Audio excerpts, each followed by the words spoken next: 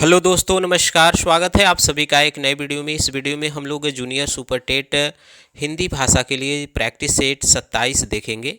इसके पहले हम लोगों ने 26 प्रैक्टिस सेट देख लिया है, जो आप चैनल के प्लेलिस्ट से प्राप्त करके आसानी से देख सकते हैं। तो चलिए शुरू करते हैं। शुरू करने से गुजारिश है, अगर चैनल में नए हैं तो लाइक सब्सक्राइब शेयर जरूर करिएगा। आपका जूनियर सुपर टेट का जो पेपर होने वाला है वह 17 को है। तो आज 11 तारीख है, तो यानी आपको बहुत कम समय है। तो जल्दी जल्दी हम प्रश्नों के प्रैक्टिस करा रहे हैं। आप अपनी तैयारी करते रहिए और प्रश्नों के प्रैक्टिस करते रहिए। तो चलिए शुरू करते हैं। इसमें जो पहला प्रश्न है वह है, प्रवासी के गीत किसकी रचना है। ये आपको बताना है कि प्रवासी के गीत किसकी रचना है। तो देखिए, प्रवासी के गीत जो रचनाकार इसके हैं वह हैं नरेंद्र शर्मा। तो यहाँ पे आपका उत्तर हो जाएगा सी। और नरेंद्र शर्मा की जो दो अन्य रचनाएं जो पूछी जाती हैं वह है प्रभात फेरी और पलाश वन मिट्टी और फूल। तो इन सभी को याद रखिएगा, प्रभात फेरी, पलाश वन, मिट्टी और फूल। ठीक है, तो आपका उत्तर सी होगा। ठीक है, तो थोड़ा सा तबीयत सही नहीं है, लेकिन हो सकता है आवाज़ में आपको दिक्कत होगी। तो आप प्रश्नों को देखते हुए अपने उत्तर करते रहिएगा। चलिए अगला प्रश्न है, कामायनी के प्रथम सर्ग का शीर्षक क्या है। यह आपको बताना है। कामायनी के प्रथम सर्ग का शीर्षक क्या है। तो देखिए, कामायनी तो पहले बात करें तो यह महाकाव्य है खड़ी बोली का, और जिसके रचयिता हैं जयशंकर प्रसाद, जो छायावादी कवि हैं। और इसमें 15 सर्ग होते हैं। ठीक है, 15 सर्ग। इसमें पूछा गया पहला सर्ग का नाम क्या है। तो जो 15 सर्ग है उसमें जो पहला आता है वो चिंता। अगर उसके 15 सर्ग के बारे में बात करें तो चिंता, आशा, श्रद्धा, काम, वासना, लज्जा, कर्म, ईर्ष्या, ईड़ा, स्वप्न, संघर्ष, निर्वेद, दर्शन, रहस्य और आखिरी जो आता है आनंद है। ठीक है, तो यह 15 सर्ग है। तो आपको यहाँ जो पूछा गया है वह है पहला सर्ग, तो चिंता से शुरू होता है। तो आपका पहला उत्तर यहाँ पे डी उत्तर आपका सही हो जाएगा। चलिए अगला प्रश्न है, स्वच्छंदतावाद की विशेषता नहीं है। तो देखिए, स्वच्छंदतावाद कह सकते हैं तो छायावादी काव्यधारा की जो है वह छायावादी, स्वच्छंदतावाद किसे कहते हैं, छायावादी काव्यधारा को। तो यहाँ पे जो उसकी विशेषता नहीं है वह आपको बताना है। तो यहाँ पे जो आपके ऑप्शन दिए गए हैं उसमें जो दिया गया है ब्रज भाषा में रचना, क्योंकि स्वच्छंदतावाद यानी छायावाद खड़ी बोली में रचना होती थी। तो आपका यहाँ पे जो उत्तर होगा डी उत्तर आपका सही हो जाएगा। अगला प्रश्न है, परिमल किस कवि की रचना है। परिमल जो लिखा गया है वह किसका है, आपको बताना है। तो देखिए, छायावादी कवि जो है सूर्यकांत त्रिपाठी निराला, उनकी लिखित यह रचना है परिमल। ठीक है, जो इसमें प्रगतिवादी काव्य चेतना है। तो यहाँ पे आपका सही उत्तर हो जाएगा सूर्यकांत त्रिपाठी निराला। सही उत्तर होगा आपका डी। चलिए अगला प्रश्न है, सुमित्रानंदन पंत की प्रथम रचना क्या है। तो यहाँ पे देखिए, सुमित्रानंद पंत पहले छायावाद के कवि हैं और इन्हें प्रकृति का सुकुमार कवि कहा जाता है। इनका जो 1916 में एक रचना आई थी गिरजे का घंटा, वह इनकी प्रथम रचना है। तो यहाँ पर आपका सही उत्तर होगा सी उत्तर आपका सही हो जाएगा। चलिए अगला प्रश्न देखते हैं, निराला की बादल राग कविता का संबंध किससे है। तो निराला की बादल राग कविता का जो संबंध है वह प्रकृति के सौंदर्य चित्रण से। तो आपका यहाँ पे डी उत्तर आपका सही हो जाएगा। अगला प्रश्न है, आठवां सर्ग किसका नाटक है, यह आपको बताना है। तो आठवां सर्ग जो लिखा गया है वह नाटककार हैं सुरेंद्र वर्मा, उनकी कृति है, उनका नाटक है आठवां सर्ग। और इनके अन्य नाटक जो पूछे जाते हैं वह हैं द्रौपदी, शकुंतला की अंगूठी, रति का कंगन। ठीक है, तो यहाँ पे आपका सही उत्तर होगा सी, सुरेंद्र वर्मा। चलिए अगला प्रश्न है उसे देखते हैं। अगला जो प्रश्न दिया गया है वह क्या है। अगला प्रश्न है, ध्रुव स्वामिनी नाटक का चरित्र निम्नलिखित में से कौन सा है। यानी ध्रुव स्वामिनी नाटक का जो चरित्र है वह निम्नलिखित में से कौन सा है, यह आपको बताना है। तो इसका प्रमुख पात्र पूछा गया है। तो यहाँ पे ध्रुव स्वामिनी नाटक जो लिखा गया वह तो पहले बात करें तो वह प्रसाद का नाटक है, और इसमें जो प्रमुख पात्र हैं वह है रामगुप्त। आपका सही उत्तर होगा ऑप्शन नंबर ए। चलिए अगला प्रश्न है, हिंदी की प्रथम मौलिक नाटक क्या है? तो हिंदी का प्रथम मौलिक नाटक जो माना गया है वह है विश्वनाथ सिंह, जो महाराज विश्वनाथ सिंह है उनका आनंद रघुनंदन। आनंद रघुनंदन, यह आपका उत्तर यहाँ पे क्या सही होगा? ऑप्शन ए आपका सही हो जाएगा। अगला प्रश्न है, हमारी यात्रा के यात्रा वृत्तांतकार कौन है? तो हमारी यात्रा के जो यात्रा वृत्तांतकार हैं वह है लोचन प्रसाद पांडे। हमारी यात्रा के यात्रा वृत्तांतकार हैं लोचन प्रसाद पांडे। आपका सही उत्तर हो जाएगा सी। चलिए अगला प्रश्न है, भारतेंदु ने अपने किस नाटक को नाट्य रासक व लास्य रूपक कहा है? तो भारतेंदु जी ने अपने जो भी नाटक है उनका वह किस में उन्होंने कहा है, यह आपको बताना है। तो यहाँ पे सही उत्तर क्या हो जाएगा? आपका भारत दुर्दशा को उन्होंने नाट्य रासक व लास्य रूपक कहा है। आपका यहाँ पे सही उत्तर होगा डी। हानुस नाटक के रचनाकार कौन है, यह आपको बताना है। हानुस नाटक के जो रचनाकार हैं वह हैं भीष्म साहनी। इनका एक और पूछा जाता है, कबीरा खड़ा बाजार में, यह भी किसका है? भीष्म साहनी का। ठीक है, तो आपका यहाँ पे सही उत्तर होगा ऑप्शन नंबर सी। चलिए अगला प्रश्न है, विश्वामित्र नाटक के लेखक कौन है? एक नाटक लिखा गया विश्वामित्र, उसके रचयिता कौन है? तो वे हैं उदय शंकर भट्ट। उदय शंकर भट्ट, यह आपका सही उत्तर होगा ऑप्शन नंबर बी। चलिए अगला प्रश्न क्या है, उलटबासियाँ किसने लिखी है? तो देखिए हिंदी संत काव्यधारा में जो उलटबासियाँ लिखी गई है वह कबीर दास द्वारा लिखा गया है। तो यहाँ पे आपका सही उत्तर होगा ऑप्शन नंबर ए। चलिए अगला प्रश्न है, कबीर की भाषा के संदर्भ में कौन सा वाक्य गलत है, यह आपको बताना है। कबीर की भाषा के संदर्भ में आपको कौन से तथ्य गलत दिए गए हैं, 4 ऑप्शन में, उसे आपको बताना है। तो यहाँ पे देखिए इनकी भाषा के रूप में जो गलत कथन है वह है साहित्यिक कोमलता। तो इनकी भाषा में अक्खड़पन है, कोमलता नहीं मिलती है। तो आपका यहाँ पर सही उत्तर हो जाएगा सी। विशिष्टाद्वैतवाद के प्रवक्ता आचार्य कौन है, ये आपको बताना है। तो विशिष्टाद्वैतवाद के जो प्रवर्तक हैं वह हैं रामानुजाचार्य। ठीक है, और इनके द्वारा श्री संप्रदाय चलाया गया था। यहाँ पे जो दिया गया है शंकराचार्य, वे किसके हैं? अद्वैतवाद के। ठीक है, और रामानंद जो है, ठीक है, और यहाँ पे देखिए मध्वाचार्य। मध्वाचार्य किसके हैं? मध्वाचार्य जो संपादक हैं वह द्वैतवाद के। तो यहाँ पे आपका सही उत्तर हो जाएगा ऑप्शन नंबर ए। चलिए अगला प्रश्न है, निम्नलिखित में से एक सही युग्म है, आप उसे बताइए। सही युग्म का चयन करना है। तो यहाँ पे देखिए रामानुजाचार्य का द्वैतवाद, तो यह गलत है। निम्बार्काचार्य का विशिष्टवाद, मध्वाचार्य का द्वैतवाद, वल्लभाचार्य का शुद्धाद्वैतवाद। तो यहाँ पे क्या बताना है? सही युग्म बताना है। तो वल्लभाचार्य का शुद्धाद्वैतवाद है, यह आपका सही उत्तर है। ठीक है, चलिए वैसे बात करें रामानुजाचार्य का क्या है? तो रामानुजाचार्य का है विशिष्टाद्वैतवाद। और ठीक है, तो इस प्रकार से आप देख लीजिएगा। चलिए अगला प्रश्न है, मैं साहित्य को मनुष्य की दृष्टि से देखने का पक्षपाती हूँ, यह जो प्रसिद्ध उक्ति है वह किसका है? मैं साहित्य को मनुष्य की दृष्टि से देखने का पक्षपाती हूँ, यह जो कथन दिया गया है वह किसका है? वह है हजारीप्रसाद द्विवेदी का। आपका उत्तर यहाँ पे सही होगा सी। उत्तर आपका क्या हो जाएगा? सही हो जाएगा। चलिए अगला प्रश्न है, आचरण की सभ्यता निबंध के लेखक कौन है, ये आप बताइएगा। आचरण की सभ्यता के जो लेखक हैं वह है सरदार पूर्ण सिंह। आपका यहाँ पे सही उत्तर हो जाएगा अध्यापक पूर्ण सिंह। ऑप्शन बी आपका सही हो जाएगा। अगला प्रश्न है, सूर के भ्रमर गीत के संदर्भ में संवेदना और शिल्प की दृष्टि से कौन सा तथ्य सही नहीं है? यानी भ्रमर गीत के संदर्भ में संवेदना और शिल्प की दृष्टि से कौन सा कथन सत्य नहीं है, यह बताना है। तो सूर के भ्रमर गीत में वक्रता, भावुकता और वाग्विदिकता मौजूद है। ठीक है, लेकिन यहाँ पे उनमें जो क्रूरता है वह दिखाई नहीं देता। तो यह सही है आपका ऑप्शन नंबर बी।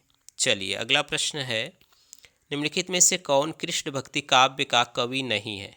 यानी कृष्ण काव्यधारा के कवि कौन से नहीं हैं? तो यहाँ पे देखिए सुंदर दास जो हैं वह संत काव्यधारा के कवि हैं और इन्हें संत काव्यधारा में सर्वाधिक शिक्षित कवि माना जाता है।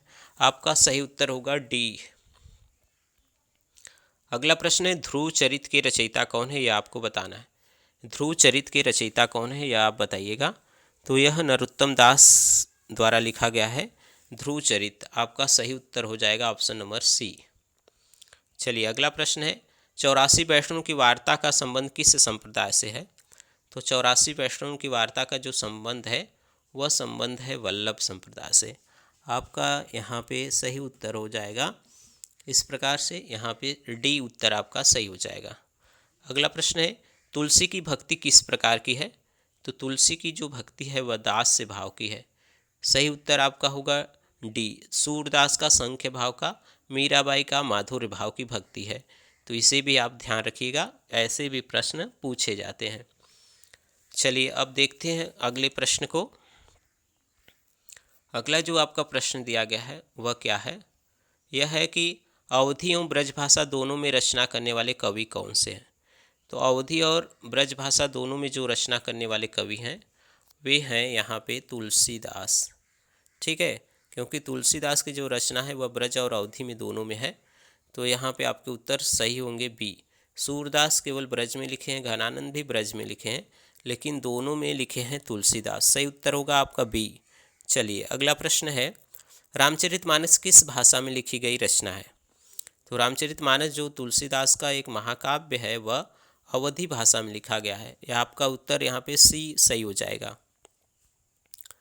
अगला प्रश्न है चंदायन किस कवि की रचना है?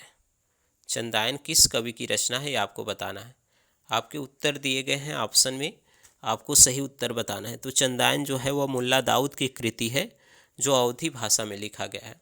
तो मुल्ला दाऊद यहाँ पे आपका सही उत्तर होगा डी। चलिए अगला प्रश्न है पद्मावत किस भाषा में लिखा गया है? तो देखिए सूफी काव्यधारा के जो भी कवि ने रचना लिखा है वह सभी अवधी में रचना लिखे हैं। तो आपका सी उत्तर सही हो जाएगा। पद्मावत जो जायसी की रचना है वह भी अवधी में लिखा गया है। तो सही उत्तर आपका हो जाएगा सी। चलिए अगला प्रश्न है अमिट रेखाएं संस्मरण के रेखा चित्र कौन है? तो अमिट रेखाएं जो हैं वह किसके द्वारा लिखा गया है यह आपको बताना है। तो यह सत्यवती मलिक द्वारा लिखा गया है। आपका सही उत्तर होगा ऑप्शन नंबर बी। अगला प्रश्न देखते हैं गेहूं और गुलाब। गेहूं और गुलाब किस रचना की विधा की रचना है? यानी गेहूं और गुलाब जो लिखा गया है वह किसके द्वारा लिखा गया है? यह लिखा गया है राम वृक्ष बेनीपुरी द्वारा। और यह जो है वह यहाँ पे जो है रेखा चित्र है। ठीक है, तो यहाँ पे वो ऑप्शन में नहीं है, तो इनमें से कोई नहीं सही हो जाएगा। ऑप्शन डी आपका सही हो जाएगा। अगला प्रश्न है निम्नलिखित में से कौन सा कवि रीतिबद्ध परंपरा में से है? देखिए रीतिबद्ध, रीति सिद्ध, रीति मुक्त, यह 3 कैटेगरी बनाई गई है रीति काल में। तो रीतिबद्ध में जो आते हैं वह यहाँ पे आपको दिए गए हैं, वह आते हैं मतीराम। रीति सिद्ध हैं बिहारी, रीति मुक्त हैं घनानंद आलम। यहाँ पे आपका सही उत्तर हो जाएगा सी। चलिए अगला प्रश्न है घनानंद किस वर्ग के कवि हैं? तो घनानंद किस में आते हैं? वे आते हैं रीति मुक्त में। आपका सही उत्तर होगा बी। चलिए अगला प्रश्न है रीतिकाल को श्रृंगार काल किसने कहा है? तो रीतिकाल को श्रृंगार काल जो कहा गया है वह सबसे पहले कहा गया है, यह विश्वनाथ प्रसाद मिश्र ने कहा है। सही उत्तर आपका हो जाएगा ऑप्शन नंबर बी। चलिए रीतिकाल की विशेषताओं के संदर्भ में निम्नलिखित में से एक विशेषता गलत है, उस विशेषता का चयन कीजिए। तो यहाँ पे देखिए रीतिकाल की जो विशेषता दी गई इसमें अलंकार की प्रधानता है, यह ब्रज भाषा की प्रमुखता है, प्रकृति के आलंबन स्वरूप का लक्षण ग्रंथों के। तो यहाँ पे देखिए प्रकृति के आलंबन नहीं बल्कि उद्दीपन रूप का वर्णन रीतिकाल में हुआ है। तो इस प्रकार से सही उत्तर यह हो जाएगा, यह गलत विशेषता ऑप्शन सी आपका सही होगा। चलिए अगला प्रश्न है बिहारी सतसई पर फिरंगी सतसई नामक से फारसी भाषा में एक टीका लिखी गई है, जिसके टीकाकार कौन है ये आपको बताना है। तो फारसी भाषा में जो लिखा गया है बिहारी सतसई से, वह किसके द्वारा लिखा गया है? यह लिखा गया है टीका आनंद लाल शर्मा द्वारा। आपका सही उत्तर होगा ऑप्शन नंबर बी। चलिए अगले प्रश्न को देखते हैं। अगला जो प्रश्न है वह क्या है, राहुल सांस्कृत्यायन की आत्मकथा का नाम क्या है, ये आप बताइएगा। तो राहुल सांस्कृत्यायन की जो आत्मकथा है वह क्या है, वह है मेरी जीवन यात्रा। आपका सही उत्तर होगा बी। अगला प्रश्न है, बकरी बिलाप किसकी काव्य कृति है। तो बकरी बिलाप जो लिखा गया है वह किसके द्वारा लिखा गया है, यह भारतेंदु जी के द्वारा लिखा गया है। ठीक है, तो आपका सही उत्तर होगा ऑप्शन नंबर ए। अगला प्रश्न है, नील कुसुम किसका काव्य संग्रह है, यह आपको बताना है। नील कुसुम किसका काव्य संग्रह है, तो यह रामधारी सिंह दिनकर की काव्य रचना है। आपका उत्तर ये सही हो जाएगा। अगला प्रश्न है, हिंदी में हिंदी साहित्य का इतिहास सबसे पहले किसने लिखा था।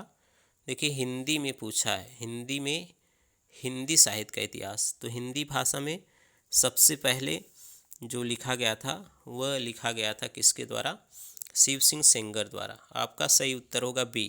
वैसे हिंदी का पहला हिंदी साहित्य इतिहास अगर कहें तो गारसा दत्तासी ने लिखा था, लेकिन हिंदी में पूछा है तो आपका बी उत्तर सही हो जाएगा।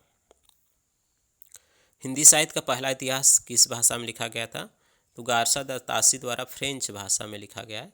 आपका सही उत्तर होगा बी। ठीक है, चलिए अगला प्रश्न क्या है उसे देखते हैं। अगला जो प्रश्न है वह है, यहाँ पे दिया गया है, the modern vernacular literature of Hindustan, Hindi साहित्य के इतिहास ग्रंथ के लेखक कौन है। तो द मॉडर्न वर्नाक्यूलर यह जो लिखा गया है वह ग्रियर्सन द्वारा। आपका सही उत्तर होगा ऑप्शन नंबर ए। चलिए अगला प्रश्न है, इनमें से एक कृति जीवनी नहीं है, यह आपको बताना है। तो देखिए आवारा मसीहा जीवनी है, कलम का सिपाही जीवनी है, और यहाँ पे जो दिया गया है शिखर से सागर, यह भी जीवनी है अज्ञे की। अन्या से अनन्या यह आत्मकथा है जो लिखा गया किसके द्वारा, प्रभा खेतान द्वारा। आपका सही उत्तर होगा सी। चलिए यहाँ पे कौन रसवादी आलोचक कहे जाते हैं, तो रसवादी आलोचक जो माने जाते हैं वह माने जाते हैं कौन, यह आपको बताना है। सही उत्तर क्या होगा, तो नगेंद्र को रसवादी आलोचक माना जाता है। तो ऑप्शन आपका बी उत्तर सही हो जाएगा। वीरगाथा काल के प्रसिद्ध प्रबंध काव्य का नाम क्या है, तो वीरगाथा काल यानी आदिकाल में जो लिखा गया था वह पृथ्वीराज रासो, यह प्रसिद्ध प्रबंध काव्य है। आपका बी उत्तर सही हो जाएगा। अगला प्रश्न है, सिद्ध कवि सरहपा की रचना का नाम क्या है, तो सरहपा ने जो लिखा है वह है दोहा कोश। आपका सही उत्तर हो जाएगा सी। चलिए अगला प्रश्न है, सिद्धों में प्रचलित महामुद्रा शब्द का अभिप्राय क्या है। तो यहाँ पे जो उसमें महामुद्रा शब्द आता है उसका संबंध किससे है। ठीक है, सिद्धों में सिद्धि प्राप्ति होती स्त्री संसर्ग, यह जो है वह सही उत्तर होगा आपका सी। चलिए अगला प्रश्न है, कौल ज्ञान निर्णय के रचनाकार कौन है, यह आपको बताना है। कौल ज्ञान निर्णय यह जो रचना है वह किसके द्वारा लिखा गया है, तो मत्स्येंद्र नाथ द्वारा। आपका सही उत्तर होगा सी। चलिए अगला प्रश्न देखते हैं। अगला जो प्रश्न है वह क्या है, जब द्रास बटालिक टाइगर हिल की सीमा लगी गरजने, जब शहादत लेते हिमगिरी की चट्टानें लगी गरजने, तब जाग उठे ये शेर बबर पौरुष हुंकार उठा था, मातृभूमि की बलि देवी पर लहू पुकार उठा था। यह जो पंक्तियां हैं इसमें काव्य गुण, तो देखिए काव्य गुण जिसमें वीर रस होता है वह होता है ओज से। तो आपका सही उत्तर होगा बी। अगला प्रश्न है, निम्नलिखित में से किस आचार्य ने अलंकार और अलंकार में अभेद माना है। तो अलंकार और अलंकार में अभेद जो माना गया है वह माना गया है किसके द्वारा, यह आपको बताना है। तो यहाँ पे जो माना गया है यह रामचंद्र शुक्ल द्वारा। तो आपका सही उत्तर हो जाएगा ऑप्शन नंबर डी। चलिए अगला प्रश्न है, सुंदर है विहग सुमन सुंदर मानो तुम सबसे सुंदरतम, यह जो काव्य दोष है, तो काव्य दोष कौन सा इसमें है। तो यहाँ पे देखिए अधिक पदत्व है ज़्यादा, तो सुंदर सुंदर बार बार आए तो अधिक पदत्व दोष है। आपका ये उत्तर सही हो जाएगा।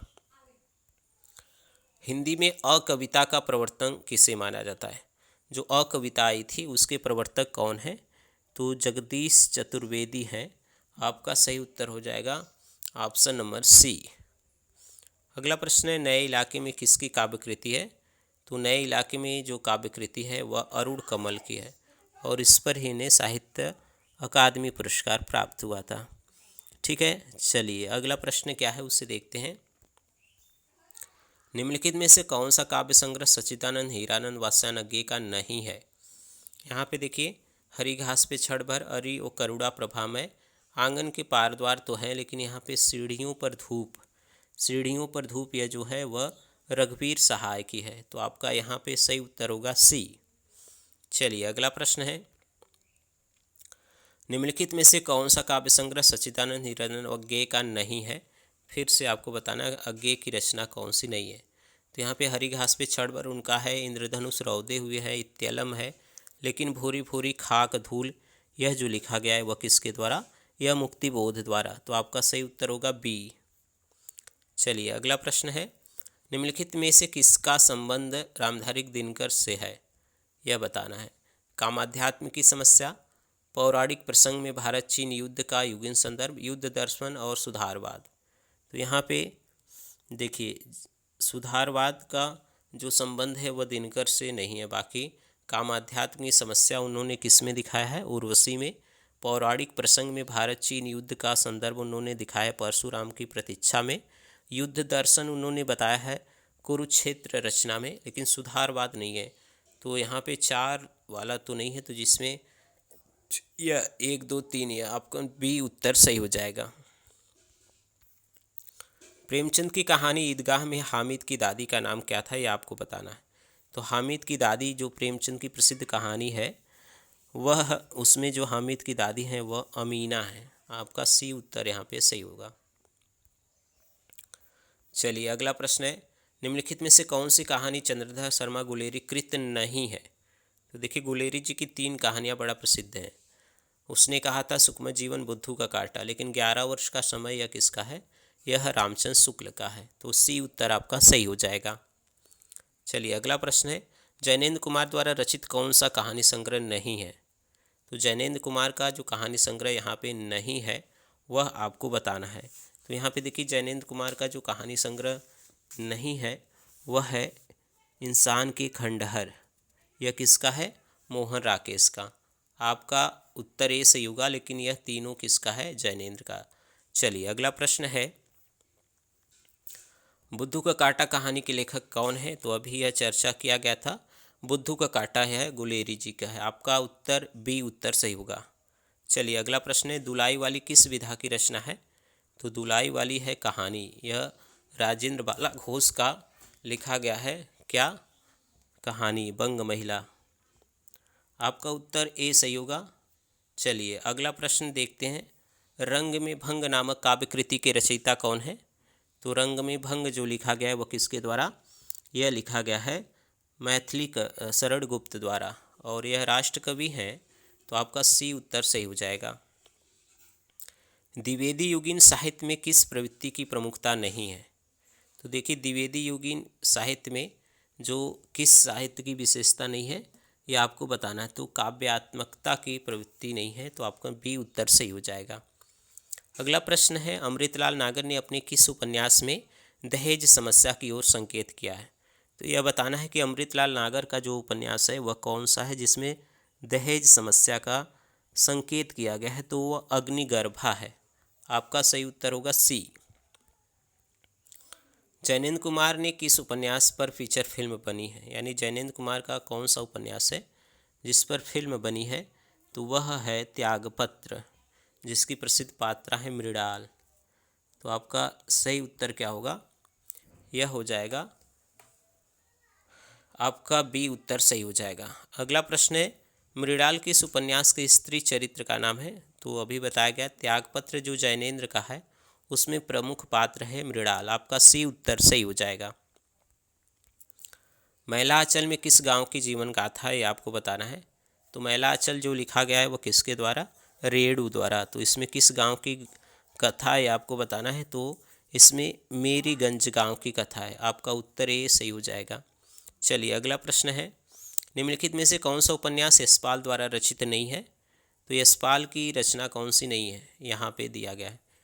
तो यहाँ पे देखिए, जो आपके ऑप्शन दिए गए हैं उसमें पूर्वा पर जो है वह रमेश चंद्र शाह का है। बाकी दादा कामरेड, अमिता, झूठा सच, यह सभी किसके हैं? यह हैं यशपाल के। आपके सही उत्तर यहाँ पे हो जाएंगे बी। टोपी शुक्ला के लेखक कौन है? यह उपन्यास है और इसके लेखक कौन है? राही मासूम रजा। आपके सही उत्तर होंगे बी। चलिए अगला प्रश्न देखते हैं। अगला जो प्रश्न दिया गया है वह क्या है? देखिए अगला प्रश्न है, हिंदी साहित्य के इतिहास में प्रसिद्ध कबीरदास, सूरदास, महावीर प्रसाद द्विवेदी, प्रेमचंद, हरिवंश राय बच्चन किस प्रदेश से हैं? यह सभी को बताना है। तो कबीरदास यूपी बनारस के हैं, तो यह प्रेमचंद भी बनारस के हैं, हरिवंश राय बच्चन प्रयागराज इलाहाबाद के हैं, तो सभी उत्तर प्रदेश से हैं। तो आपका सही उत्तर यहाँ पे हो जाएगा ऑप्शन नंबर सी। चलिए अगला प्रश्न क्या है? अगला प्रश्न है, उत्तर प्रदेश में कौन सी भाषा नहीं बोली जाती? तो देखिए पहाड़ी जो है वह उत्तर प्रदेश में नहीं बोली जाती। यहाँ पर आपका सही उत्तर होगा डी। अगला प्रश्न है, हिंदी भाषा को कौन सी लिपि में लिखा जाता है? तो हिंदी भाषा जो लिखी जाती है वह देवनागरी लिपि में। आपका सही उत्तर होगा सी। चलिए अगला प्रश्न क्या है? निम्न में कौन सी बोली उत्तर प्रदेश की नहीं है? उत्तर प्रदेश की बोली कौन सी नहीं है आपको बताना है। तो यहाँ पे देखिए जो मेवाती दिया गया है वह राजस्थान की बोली है, बाकी सभी उत्तर प्रदेश में बोली जाती है। आपका उत्तर ए सही हो जाएगा। चलिए अगला प्रश्न है, भारतीय संविधान में हिंदी भाषा को मान्यता कब प्रदान दिया गया? तो 14 सितंबर 1949 में हिंदी को राजभाषा स्वीकार किया गया है अनुच्छेद 343 फर्स्ट के अंतर्गत। तो 14 सितंबर 1949 आपका सही उत्तर ऑप्शन ए हो जाएगा। चलिए अगला प्रश्न क्या है उसे देखते हैं। हिंदी खड़ी बोली किस अपभ्रंश से विकसित हुई है, यह आपको बताना है। तो हिंदी खड़ी बोली जो विकसित हुई है वह किससे? सौरसेनी अपभ्रंश से। आपका सही उत्तर होगा ऑप्शन नंबर बी। चलिए अगला प्रश्न है, जिस व्यंजन ध्वनि के उच्चारण के समय स्वर तंत्र में कंपन होता है, उच्चारण स्थान के आधार पर ध्वनियों के वर्गीकरण में उसको क्या कहते हैं? तो जो कंपन होते हैं, ठीक है, उसे क्या कहते हैं? उसे कहा जाता है काकल्य ध्वनि। ठीक है, कंपन जो होते हैं वह काकल्य होते हैं। तो आपके सही उत्तर है सी। काकल्य में ह आता है, ह। ठीक है, ल और स का उच्चारण स्थान क्या है? तुल ऋतु लसानम दंत से यह दंत हो जाएगा। आपका सही उत्तर हो जाएगा बी। चलिए अगला प्रश्न है, स्वरों का उच्चारण किस प्रकार से होता है? तो स्वरों का उच्चारण होता है बिना किसी के सहायता से। स्वर स्वतंत्र होते हैं और उनकी जो उच्चारण होता है वह बिना किसी के सहायता से। सही उत्तर होगा ऑप्शन नंबर डी। अगला प्रश्न है, धूरी भरे अति शोभित श्यामजू जैसी तनी सिर सुंदर चोटी, खेलत खात फिरे अंगना पग बैजनी बाजत पीरी कचोटी। इस पंक्ति में कौन सा रस है? तो यह प्रसिद्ध पंक्ति में जो रस है वह आपको बताना है। ठीक है, तो यहाँ पे कृष्ण के सौंदर्य का चित्रण है, तो वात्सल रस इसमें हो जाएगा। आपका सी उत्तर सही हो जाएगा। अगला प्रश्न है, रस निष्पत्ति की दृष्टि से भक्ति रस का आलंबन निम्नलिखित में से कौन नहीं हो सकता? तो भक्ति रस, देखिए भक्ति रस जो हो जाता है देवता गुरुजन ईश्वर में हो जाएगा, लेकिन पुत्र में वात्सल रस होगा। तो आपका बी उत्तर सही हो जाएगा। अगला प्रश्न देखते हैं, हाहाकार हुआ क्रंदन में कठिन व्रत होते थे चूर, इस पंक्ति में कौन सा रस है? तो इस पंक्ति में जो रस है वह आपको बताना है। तो इसमें है भयानक रस। आपका सही उत्तर होगा बी। अगला प्रश्न है, वन वितान रवि शीस दिया शशि दिए, फल भख सलिल प्रवाह, अवनी सेज पंखा पवन, अब न कछु परवाह। यह जो पंक्ति है वह उसमें रस बताना है। तो यह किसका है? शांत रस का उदाहरण है। आपका सही उत्तर क्या होगा? सी उत्तर आपका सही हो जाएगा। किस रस में प्रायः किसी अवधारणा या अस्वाभाविक बात का वर्णन होता है? तो असाधारण या अस्वाभाविक बात का जो वर्णन होता है वह अद्भुत बात में, अद्भुत रस में होता है। आपका सही उत्तर होगा डी। अगला प्रश्न है, एक ओर अजगरही लखी एक ओर मृगराय, बिकल बटोही बीच ही पर्यो मूर्छा खाए, यह जो पंक्ति है इसमें कौन सा रस है ये आपको बताना है। तो यह भय रस यानी भयानक रस है। तो आपका उत्तर बी उत्तर सही हो जाएगा। अगला प्रश्न है, निम्नलिखित में से कौन सा शब्दालंकार नहीं है। यह शब्दालंकार कौन सा नहीं है। तो शब्दालंकार में जो आते हैं वह यहाँ पे जो नहीं है अतिशयोक्ति। तो देखिए अतिशयोक्ति किसका है, अर्थालंकार का। सही उत्तर है सी। निम्न चौपाई में कौन सा अलंकार है। बिनु पद चलत सुने बिनु कांगा। तो बिना कारण ही कार्य अगर होता है तो वह होता है विभावना अलंकार। आपका सही उत्तर होगा डी। चलिए अगला प्रश्न है, गोरे मुख पर श्याम तिल लागत अति अभिराम मनहु चंद बिछाई के पौढ़े सालगराम। तो मनु आ गया, मनु मान ही जनु जानहु आ जाए तो उसमें हो जाता है उत्प्रेक्षा। यह आपका सही उत्तर होगा ऑप्शन नंबर ए। अगला प्रश्न है, किस छंद में 28 मात्राएं होती है और यति 16-12 पे होता है। तो देखिए हरिगीतिका में 28 मात्राएं होती है, 16-12 पे यति होता है। तो यह याद रखिएगा, यह सममात्रिक छंद है। आपका उत्तर यहाँ पे ए सही हो जाएगा। चलिए अगला प्रश्न है, सोरठा के विषम चरणों में कितनी मात्राएं होती है। तो विषम में यानी पहले और तीसरे में पूछ रहा है तो 11-11 मात्राएं होती है। आपका उत्तर होगा बी। अगला प्रश्न है, निम्न पंक्तियों में कौन सा छंद है। रावणु हाथ रथि वीरत रघुवीरा देखी विभीषण भयउ अधीरा अधिक प्रीति मन था संदेहा बंदी चरण कह सहित स्नेहा। इस पंक्ति में कौन सा छंद है। तो आप इसे गिनेंगे तो 16-16 मात्राएं सभी में आएंगे और यह जो उदाहरण है वह चौपाई छंद का। सही उत्तर आपका हो जाएगा ऑप्शन नंबर ए। चलिए अगला प्रश्न देखते हैं। अगला जो प्रश्न है वह क्या है, पो प्लस अन किस स्वर संधि का उदाहरण है। तो पो प्लस अन से पवन बनेगा और यह अयादि संधि का उदाहरण। आपका उत्तर बी सही हो जाएगा। विपत्त प्लस जाल से विपत जाल बना और इसमें जो संधि है वह कौन सी है, व्यंजन। आपका सही उत्तर होगा बी। महेंद्र का संधि विच्छेद क्या होगा। तो महा प्लस इंद्र से महेंद्र बनता है। आपका सही उत्तर क्या होगा, यहाँ पे गुण संधि, महा प्लस इंद्र। आपका ये उत्तर सही होगा। अगला प्रश्न है, राज दरबार में कौन सा समास है। तो राज दरबार राजा का दरबार। तो यहाँ पे संदर्भ जो संबंध है, संबंध दिखाया गया है तो तत्पुरुष है, षष्ठी तत्पुरुष। आपका बी उत्तर सही हो जाएगा। अगला प्रश्न है, यथासंभव में कौन सा समास है। तो जिसमें पहले अव्यय शब्द लगे रहते हैं वह होता है अव्ययी भाव का समास। तो यहाँ पे आपका उत्तर डी हो जाएगा, यथासंभव में अव्ययी भाव समास।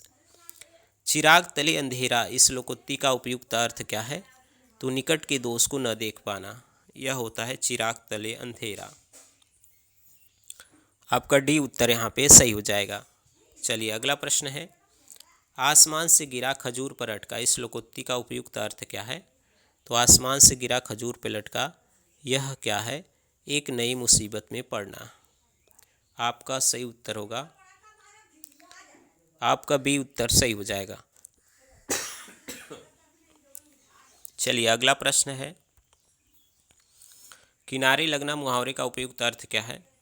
तो किनारे लगना तो यहाँ पे होता है किसी कार्य का समाप्ति होना। तो किनारे लग गया यानी इस कार्य समाप्त होना। आपका उत्तर हो जाएगा ऑप्शन नंबर ए। चलिए अगला प्रश्न है, निम्नलिखित में से कौन सा शब्द तद्भव नहीं है। तद्भव नहीं पूछा गया, तो यहाँ पे तद्भव जो नहीं है वह आपको बताना है। तो देखिए जो 4 ऑप्शन है उसमें जो तद्भव नहीं है, दीपावली शब्द, दीपावली एक क्या है, तत्सम है। तो आपका यह सही उत्तर होगा बी। चलिए अगला प्रश्न है, संस्कृत से हिंदी में प्रयुक्त मूल शब्द से वर्तमान स्थायी तद्भव रूप तक पहुँचने के मध्य संस्कृत के अशुद्ध या टूटे फूटे स्वरूप में प्रयुक्त होने वाले शब्द क्या कहलाते हैं। तो देखिए यह टूटे फूटे यह सब जो होता है वह अर्ध शब्द, अर्ध तत्सम कहलाते हैं। तो आपका यहाँ पे सही उत्तर होगा डी। अगला प्रश्न है, निम्नलिखित में से कौन सा शब्द तत्सम है, या आप बताइएगा तत्सम कौन सा है। यहाँ पे देखिए तत्सम जो है वह क्या है, अमूल्य एक शब्द क्या है, तत्सम है। आपका डी उत्तर सही हो जाएगा। तो यह 100 महत्वपूर्ण प्रश्न थे जिसकी प्रैक्टिस हम लोग देखें। जल्दी एक नए वीडियो में हम आपके सामने उपस्थित होंगे। वीडियो अच्छा लगा होगा तो लाइक सब्सक्राइब शेयर जरूर करिएगा, और लास्ट तक देखने के लिए आप सभी का बहुत बहुत धन्यवाद।